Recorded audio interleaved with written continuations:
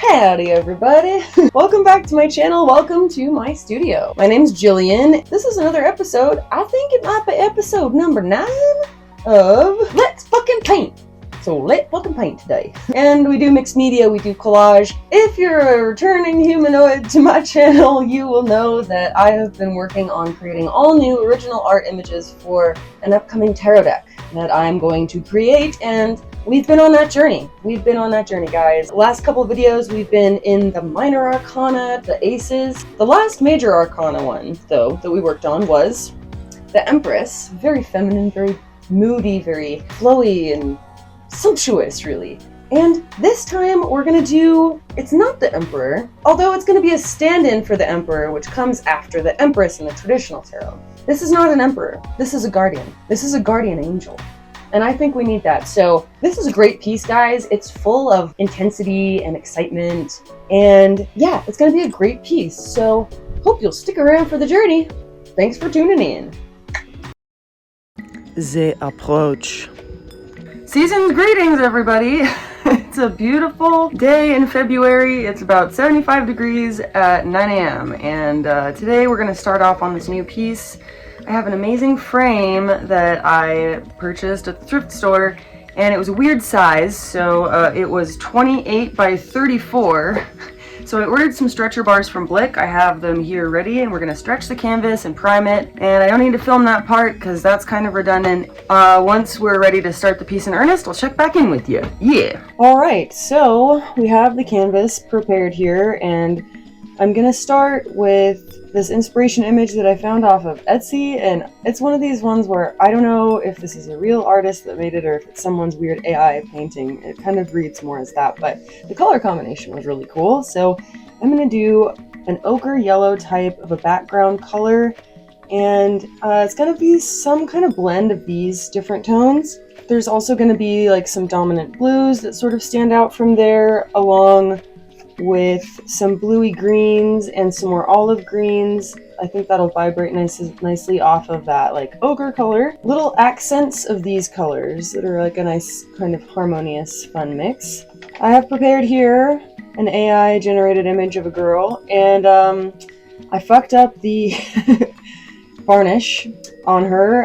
Instead of using spray, I used like the brush on liquid varnish, and it's all streaky. So I'm not going to be gluing her down today, but I am going to start the background, and I'm going to kind of cut her out and trace in where I want sort of the elements of the composition to be. And then tomorrow morning, first thing, I'm going to go get a new printout of her at the copy shop, just so I can start fresh with something that's not all streaky and warbly and weird looking. So we're going to start with that today, and yeah, let's do this. Day 1. So with the canvas already primed, I decided to start going in with various different colors of these yellow ochres that I wanted to use, using a spray brush and just blending them together to make a background. I'm looking at this canvas size, and it's a little bit, it's not quite as tall as the 24 by 36, but it's wider. It just seems a lot bigger because of that extra like width. So I'm honestly kind of, I'm feeling a tiny bit intimidated by it already, but I think that if I just start, it's gonna be all right. So let's do it. Boy. Sometimes you just gotta jump right in, folks, so that's what I'm doing. I'm taking this picture of this girl and cutting out the unnecessary parts off of like the garment that she's wearing, leaving sort of the arm, and I've also used this other photo of my own hand. And yeah, despite her varnish being all weird, I'm still just using her to sketch out where I'd like her to lay, the robe that she's going to be wearing, as well as like different aspects of the composition, like the background and stuff like that. Here you can see that I've traced in some little mountains behind her. She's going to be an angel, so there's a little wing shape there. And then down in here, I have kind of positioned her sleeve, and she's going to have her elbow up on her knee. Yep, and then I'm going to have some plants going up over top of that. So the question now is, I've got these things like sketched out about where I want stuff to lay on the composition, and you know, where I can eventually then put back in the proper face that's not all warbled and streaky. do I want to start painting right now? I've got a couple of hours left in the day, and I know that I want there to be some kind of desert mountain stuff going on. Somewhat similar to like what's going on in here and then what was going on in the lights card. I especially liked sort of the crackled earth. But this type of color palette is probably not gonna vibe. I mean, it could, but I want to try and stick within the color palette that I originally thought about. Maybe if I want to do this desert vibe, it incorporates some of these other colors. Oh, I'm not really sure what to do. Do I start painting now? Do I not? I don't know. So I decided to make a little study on this 8x10 that I had laying around, using some of the colors that I used in here, but instead of letting like a bright orange sort of be the mid-tone of it, I'm choosing to use this kind of ochre bright yellow color, and I think I like the way it's turning out. I think the colors can blend nicely, so maybe that will be the way I do those mountains in the background. The color is not coming out very well on these cameras. It's a nice dark mustard.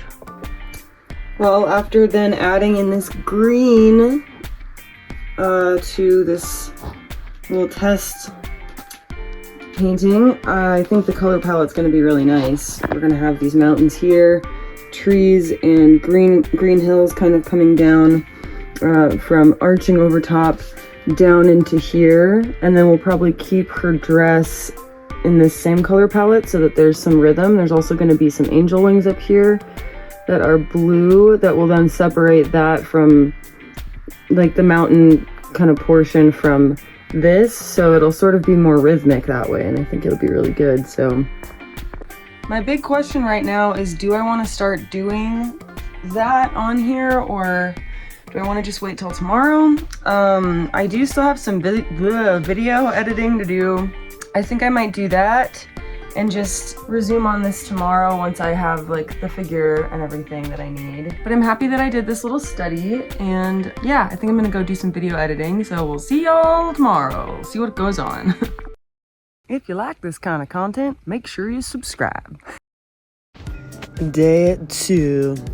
Okay, it's day 2, and I went out very early this morning to go get prints of these girl and her arm. It's like an hour and 20-minute like round trip from my house to the place where I get the prints. So kind of frustrating that I messed it up yesterday, but at least I got to go for a nice little long drive this morning. So we're here, we're ready. I have 2 copies each of these in case I mess it up again. So let's do this. I cut her out. Various parts of her are just not sticking, so she's not going to be on there, but we're going to start the little mountain scene via this little study. Let's go mountains, let's go. Psh, psh. Yeah, this was a really fun part to do. So with this color palette, I'm starting with a very light yellow, a light pink, the ochre yellow that's kind of the dominant color of the background, then a bright orange and a red. And I'm just kind of, I've sketched it out according to where I wanted these little mountains to go, but this is really kind of imaginative and fun, and you just sort of fill things in according to what your imagination dictates. And it was a great time to do this. This actually made me fall in love with painting again. And it's just a really fun process to do, making this amazing little atmospheric, swooping, like wilderness area. The colors really are not coming across correctly in these videos, but that's okay.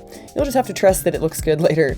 And then I'm starting in with this green little area. I wanted this part to look like she's sort of in this hilltop cliffside meadow area that's looking out onto this vast wilderness mountain expanse. So I'm just having fun making these little trees and grasses in this little meadow. Awesome. Next step, I'm going to be gluing on the face, and I just use a matte board to glue on top of, and Elmer's goes on purple, dries clear glue stick, and I'm just making sure that I'm really spreading this out and getting everything smooth and going over all the edges with my thumb to make sure it's really nice and on there. And then this extra hand that comes off of her was starting to curl up with the glue, so it was pretty challenging. I wanted to paste that on as a separate like piece just because it would be more difficult to do like the head and that hand like all as one. There's a gap left over, but I'll just paint over that, so that's fine. It's on there. Next, I'm adding in these little shoulder epaulette type things. Is that what they're called? I liked that if she's going to be an angel with feathers, there could be this sort of feathery vibe to the rest of what's going on her outfit. So I'm kind of giving it a little decorative touch here and just painting in some of those accents. And then, yeah, I'm liking how these feathery type things are coming out. Now I'm going to go in with the wings, which was pretty quick and pretty simple. I just was gestural with it, not too tied with making it look completely realistic, but kind of more expressionistic. And I think it turned out really nice. I'm doing like a darker value for the most part on the back wing, so it looks like it's sort of fading into the distance behind the other one. I love the blue. At this point, she was looking really, really cool, and I didn't know what to do next, but it's important to take breaks when you don't know what to do next so that you can come back refreshed. So after my break, I decided to work on this crown. I'm painting over it all with a dark brown color, and then I'm basically going over that with accents of gold paint, kind of just making up what the fringe coming down off of her head jewelry is going to look like, sort of loosely based on what was going on in the underneath of it, but this looks really cool. I loved how much more this popped than how it looked in the original picture. I'm adding gold up around this crown area and gold like little swoops up on top as well. And then later I'm gonna go fill in some of those little gold swoops up on top with something that looks kind of like a jewel, like different colors. So when I started to do this, I wanted to bring in different colors from the rest of the composition sort of into the crown. So I was going with like this dark reddish orange and then a dark blue and then also like a darker green. And then I didn't really remember to film the next part of it, but I didn't like how dark it was looking. So instead I replaced the orange with the light pink and the dark blue with a lighter blue, and the darker green with a lighter green, and it looked more, it looked cooler. I don't know what to say about it. It just was vibrating better with how the piece was looking. Well, I'd say that's about it for day number, I guess, 2. This is looking absolutely fabulous. Everything about it is so cool, and the way that this is sort of unspecific and this is specific, I love it. So I have to go do some video editing and then make some dinner, so I will see you all tomorrow. We'll see how this gal rounds out. She's so cool. Bye. There was something so wonderful about how this one was turning out that I just didn't really want to go do the video editing. I just wanted to keep working on this, and there's something to that. It was clear to me at this point that my video editing process and schedule that I had committed myself to was probably a little bit too rigorous, and that I actually needed to spend more time making art and less time editing. I'm going to talk more about that later, but yeah, I'm crazy about this one. If you're enjoying this content, please make sure to give it a like and hit subscribe so you can always follow me along my journey into the abyss. Day 3. Getting right into it on day 3. Today is the day that we're doing this dress, and I wasn't really sure how to paint the fabric of this dress or what I wanted it to look like, but I knew I wanted it to sort of be similar to the color palette in the mountains in the background there. So I'm kind of going in with this lighter color, the pinks, and then the ochres and the oranges.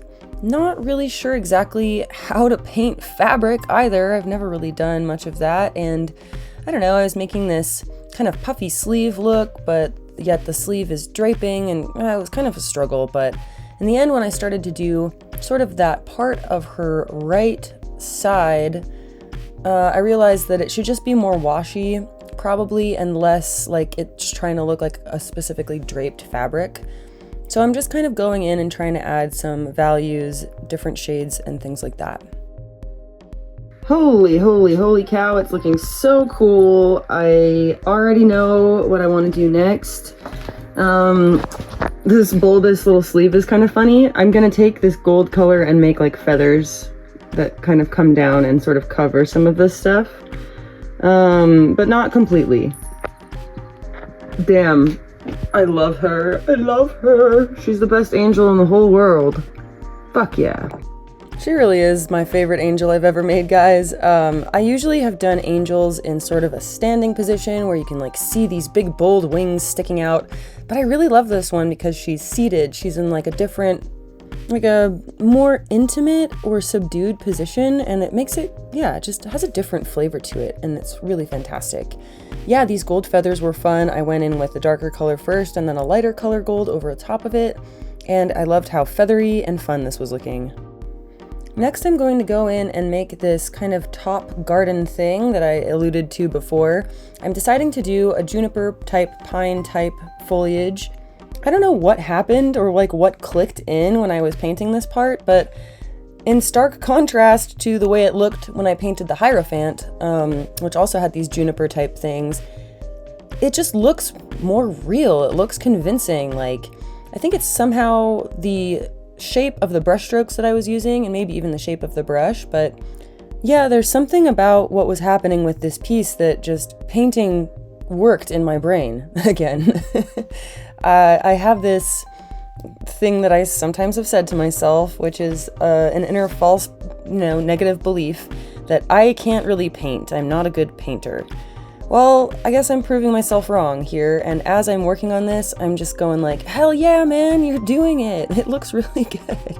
It's not that these inner negative self-beliefs were actually actively making me less confident, so I thought, but now looking back, it was making me less confident, and I'm just glad that something clicked in and I overcame it. Woohoo! Wow, well, what a great day it's been. This is starting to look so fantastic. And I love this detail that I added on her sleeve. The trees coming up is very beautiful. I cut out a few birds and flowers and sort of just pasted them up in places on the composition. What I think I'm gonna tackle tomorrow is there's gonna be a bighorn sheep ram skull right here. And I think I'm gonna paint it. And I have one sitting over there in my studio that I can reference, that I can paint, and I've never done that, and I'm excited to try. And this is just absolutely freaking beautiful, and yay. Yeah, everybody, see you tomorrow. Day fell. Alrighty, it's a new day, and I wanted to add some Aries energy to this since it's kind of a stand-in for the Emperor, and that kind of like intensity. I have here an amazing thing. This is a bighorn sheep skull that my parents, I guess, got when they were traveling the Southwest when I was a tiny baby. And at one point, probably within the last 10 years, I took it from them. I think I was using it for a photo prop, but for whatever reason, I just still have it and I never give it back. Sorry, Mom. I should probably get my own at some point, but yeah, I have this skull and I'm going to either like position it and draw it or take a photo of it and then draw it on here. She's kind of gonna be holding on to its horns and its skull down here. Not real big. Yeah, we're gonna try some things out and this is gonna be a really big challenge to paint, but let's see if we can do it. Yeah. Alrighty, well, I kind of sketched it out and it's not like, the whole thing doesn't have to sort of be visible on the page, quote unquote, but it'll be there, it'll be present. We'll have the horn kind of coming across here and then looping over here. And then this one, when you photograph it, you can only really see the back of it there, and then it kind of comes looping up about over there somewhere. So I think we're gonna start on it. I mean, how difficult is it to paint skulls? Really, I don't know. It doesn't necessarily probably have to look super accurate because it's not a readily recognizable thing in our world, right? If you paint a flower poorly, it looks bad. I'm not sure what's gonna go on. We're gonna try it. So I found out how difficult it is to paint a skull, really. And it wasn't all that difficult. I think the fact that I had already sketched it out and I had this color palette that I was working with for the mountains and this dress as well. And just the fact that I had this photo right there sitting right in front of me it made the whole process go a lot smoother. And also this is kind of an exercise in looking, seeing, perceiving, and also it's a lesson again in believe you can paint a thing and then paint it. The less you think and scrutinize about what's going on, sort of the easier that it goes. This is something that I've actually been kind of working on personally in like the inner realm of my creative practice, is that the less that I am clinging to this need for something to turn out perfectly, you know, the more relaxed that I am during the process of it, and it always turns out looking much better. Actually, this entire piece was sort of an example of that. My relaxation going into it and my just excitement to make this piece was just off the charts, and I think that's why everything turned out so great.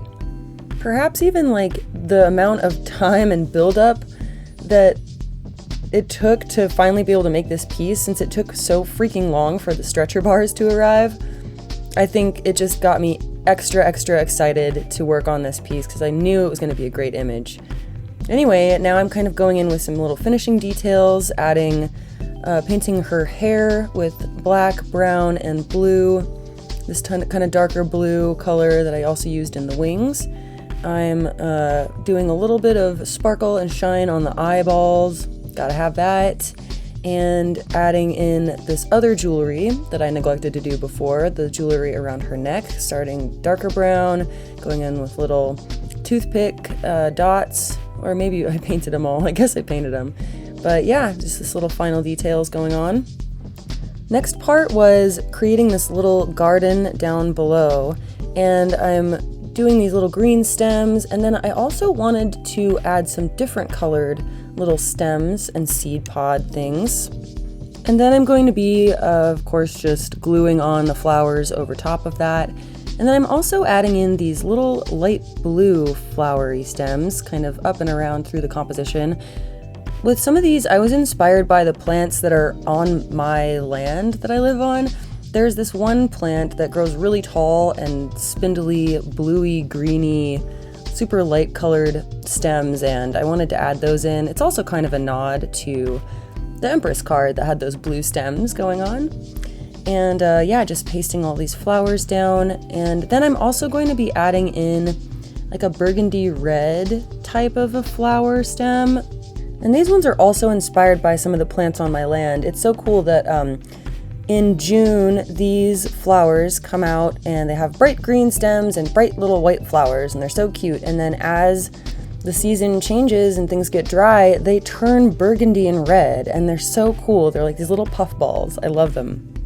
And now I'm giving her a little sun halo background, and I thought one of the best things about this was that the sun, the gold sun halo, is actually going behind the mountains, not like in front of the mountains. I tried testing out if I wanted to paint it red on the side, but I didn't, so I just filled that back in with the gold. Alright, I have just gotten the frame out for this thing, and is that not the coolest? Oh my god, she looks so amazing. I'm thinking I want to have more of these kind of flowery little tiny stems kind of up in here somewhere. We're just kind of coming throughout the composition a little bit more. I'm not sure how I feel about the gold sun. I think it's cool. It's centered on the canvas, but it's not quite, you know, centered on her. Maybe it's not a big deal, but I mean, can we talk about how cool this frame is? I'm like obsessed. Can I just keep this piece for as long as I live and not sell it? Yeah, I really am obsessed with it, guys. I mean, almost every single time I make a new piece, it becomes my favorite ever. This one takes the cake, though, of maybe my favorite thing that I've ever made. Let's see if that changes. Anyway, I'm adding in some finishing details. I was bringing in some dark burgundy and red into other parts of the composition, like the wings and the hair. And then I'm adding these little kind of red stud dots around the sun halo, which I thought was a cool touch. I wanted to bring that color like up a little bit more. And I'm also adding in some more of those red little flowers, the red burgundy flower shapes. I wanted to, it was hard because I loved how the wing looked, but I also felt like if I don't cover it up a little bit with some extra stuff, then the piece isn't complete. So yeah, I'm adding more of those in, taller ones, different ones, different sizes, different colors. I'm doing like a light green stem sometimes. I'm doing a pink little stem sometimes. And just kind of making it feel like everything, like every color is represented and it feels more unified and complete. I think it looks really good. And did I already say this? This frame was 25 bucks. All right, well, I glued a bunch of these little things down. I added some more flowers here and here, added some more different colored flowers through here, and then I added some larger orange flowers up here to sort of bring that kind of color rhythm upward, and I think it's finished. I'm gonna take one last look at it tomorrow and then we're gonna critique it. Isn't it cool? This was a wonderful moment in my studio where I just put up a bunch of the different things I've been working on, and I felt so like this is exactly what I need to be doing with my life. Yay. The beer critique. What time is it, folks? It's time for the beer critique. Yeah, we made it. Cheers, everybody. So, what do we think of her? I'm crazy about her. This is a super successful piece. The color palette's fantastic. It's very warm, and even though there are like these cooler tones of greens and blues, the whole thing just reads really warm and exciting. This piece has great rhythm and movement about it. This movement from the skull up to the sky, around with these birds and these kind of hedges. We have the blue, and the blue kind of repeating throughout and moving your eye around. We also have like this orange. Like, in the end, I figured out how to nail it, and really pleased with that. One of the things about this card is that it was meant to be sort of a stand-in for the Emperor card, which comes right after the Empress card. So where the Empress card is really all about femininity and fertility and what do we want to bring creatively into this world, the Emperor is really more about that masculine edge, that staunch, ruler type figure, that fire, that intensity. The reason that I wanted to depart from the king dude was because I think instead of an emperor or a king, we just needed a guardian. Someone who's gonna be there for us. Someone who's gonna follow us into these weird, mysterious places that we're going into. And that's what she is. There's a few things that I like about this, and we're gonna start back with the Empress, okay? In this Empress card, she's sort of seated in this beautiful meadow field. What I love about this one is that it's almost like the guardian is sort of facing her, opposite her, still in that same, lush and abundant meadow, but she's on the edge of like this cliff into the wilderness, and where the Empress is really like seated in that context of abundance and beauty and creativity. This guardian is seated at the edge. Like, she is going to be there with you as you travel into this crazy wilderness. She wants to remind you that your fiery will, the Aries skull, should be checked along the way sometimes. On this journey in transformation, we have to go into the wilderness. We have to go into places that we've never been before. Uncharted territory. Yep, you're going out there. I'm gonna be there with you the whole way, every step of the way. I'm gonna remind you of this abundance that you came from and that you will always come back to every step of the way. And I'm gonna remind you to check your fiery will at times. Sometimes your fiery will is gonna be needed in order to overcome things that are really difficult. Sometimes you're gonna need it to push forward through something that's really tough. And other times, you're gonna wanna check your will. Make sure it don't kill you. The freedoms and things that we think that we have and that we can do hold us back from actually going in and transforming. So I kind of like this skull imagery for that. It's also kind of like this metaphor of if you go into the wilderness and you go too hard, too far, too fast, it ain't gonna work. You're gonna be doomed. You're gonna be sapped, you're gonna be dead. I think that's part of what I really like about the symbolism of this card. So this piece has something about it that I don't know that many of my pieces have had before, and that's like this real sense of atmosphere, this sense of depth. This one is particularly successful. The very loose and simple way that these mountains are handled, in contrast to more in focus and specific, some of these other elements in like the midground and the foreground are. Like I kind of said, another part in the video, this one proves to me that I actually can paint.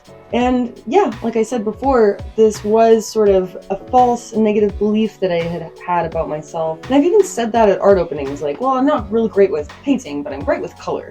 Like, that's my strength. And I'm great with composition. Like, that's my strength. And like, yeah, they are. But Jillian, first you were a painter. You're still a painter. Like, I come back into myself in a way, and I don't know if it's the fact that I've been just doing more painting in the last few pieces that I've been working on, or if I was just relaxed enough and excited enough about this piece that it just started flowing really well. But it turned out fantastic. I wasn't so worried about it looking exactly like the thing, and I think that made it look more like the thing. The feeling of just coming in with confidence and getting into the flow and the excitement of it, I think, was what really helped me nail it. I think I also want to show that, like, all of these types of pieces sort of paired together, although they're all very different, they all kind of use similar colors throughout, because I mean, I have a million cans of paint over there, but I mostly am using like the same colors and tones in all of them. So they really are going to be looking like a nice cohesive body of work for this deck that's going to happen, which I'm really stoked about. And then, kind of looking at these two pieces together, I unintentionally have them sort of mirroring poses to each other. She's sort of leaning one way, she's leaning in the other way. Isn't that so cool? You know, they're gonna be right next to each other in the deck, and they go beautifully together. This one is super feminine and soft, while this one is badass, it's bold, it's masculine. It's a masculine card, it's a masculine image. It definitely has elements of both masculine and feminine. Because she's sort of up close with you, there is that intensity but also tenderness to it, which I really, really love. And when I think about my own brand of like masculinity, because I have a lot of fire, I have a lot of intensity all over my personality in general, like my commitment to doing great things, to being there for people that I care about, showing up and doing the hard work, and my word is my bond, goddammit. And like, when I say stuff, I mean stuff. That kind of intensity. She's representing it. The guardian that is gonna be there with you every step of the fucking way. Sometimes when I start out making these pieces, I'm not exactly sure what the symbolism is gonna turn out looking like, or what it's gonna even be. I just sort of pick things in the moment and I go with them. And that's what's so fun about making art in the way that I do, is that I'm not planning things out overly much, and it inevitably becomes a real expression of a part of me. It's weird and it's poetic, and oftentimes I don't even see it until I'm standing around looking at it, that it actually occurs to me, oh wow, I really put myself into this, the innards of me into it, even though I was just trying to make a cool image.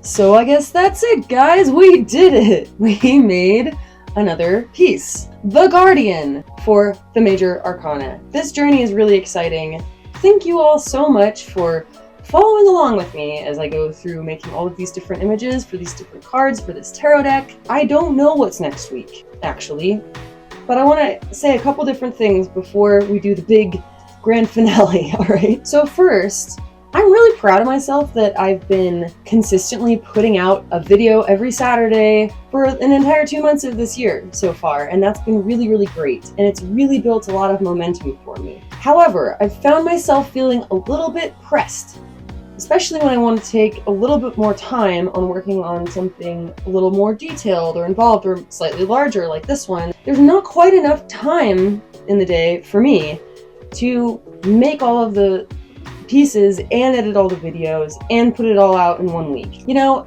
I moved out here to the middle of nowhere, to the desert, because I wanted to live a slower life. I have to step back a little bit. So instead, probably of releasing a video every week on the day, on the Saturday, it might be a week and a half, or it might be every week. I'm not saying anything's changing. I'm still going to be putting out videos regularly, but I just wanted you to know there's so many of you that are so nice that look forward to seeing my videos every Saturday. And I don't want to disappoint you, but I also have to look out for myself. Yeah, what it really comes down to is I actually need a lot more me time at the end of the day after I'm out of the studio. I've been slacking on some chores and some other like personal things that need to get done. I'm working like nonstop, 9 to 5 or 10 to 6, making dinner, and then oftentimes working after dinner to do the editing of the videos, and it's just been a little bit too much for me. So you might see a video every week, week and a half, but you're still going to see a lot of videos because I'm still going to have to keep making these, and I'm really passionate about that. So yeah, thanks for understanding, guys, and keep tuning in. Make sure you press the notifications button on my channel down somewhere below this video so that you do get notified when I make a post or post a video. Also, I have a website, enlightenmentbarbie.com, and on my website you will find a number of journals. I have prints available, and soon we'll have prints of these new images that you're seeing in these videos available, so stay tuned for that. I'm hoping to come out with that in the next few weeks, but I also need a little bit more time to be able to work on putting that out for you, because there's only so many hours in a day, and I wish there were 10 of me, but there's only one. So I'm also on Instagram at Enlightenment Barbie, so you can find me over there. I post every once in a while, and you might get a little few sneak peeks of what goes on here in the videos. So go in peace, spread joy, keep being awesome, and remember, life is but a lucid dream, baby. Mwah!